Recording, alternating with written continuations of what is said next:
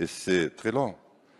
Et puis lorsque vous passez le permis de conduire, comme c'est le cas chez moi, c'est au bout de 30 mois. Mais 30 mois, c'est assez long, hein, je peux vous dire. Hein.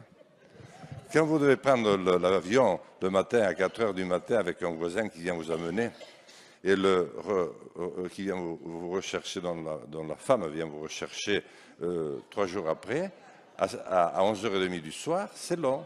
Mais pour nos compatriotes, c'est très long aussi. Alors, quand enfin vous avez fait les 30 mois, eh bien, vous n'avez pas forcément à passer la conduite. Mais vous passez des tests psychotechniques. Je peux vous le dire parce que j'ai dû m'y reprendre 3 fois. Le problème, c'est pas que j'étais mauvais, bien que le premier test psychotechnique que j'ai passé à l'école à l'âge de 8 ans, alors que j'étais en français 3e langue, avait révélé que j'avais un QI juste au-dessus très légèrement de 0.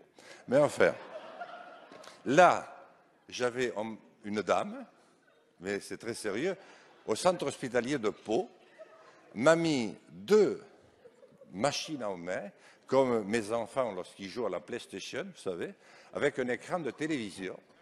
Et il s'agissait d'arrêter une bulle qui ne devait pas franchir l'écran de manière latérale. Eh bien, j'appuyais sur la manette gauche, sur la manette droite, des fois sur les deux, mais à chaque fois, la balle allait s'écraser ou en haut ou en bas, mais n'allait jamais de bout en bout. Donc, la dame s'est mise dans une colère impitoyable et a décrété que je m'étais moqué d'elle et a retardé de 3 mois l'échéance à laquelle je devais repasser mon permis. Donc finalement, au bout d'un an, après les 30 mois, non mais tant pis, je ne pensais pas qu'on pourrait le dire. Vous voyez, j'ai dit, madame, que vous étiez rassurante, mais il faut l'expliquer.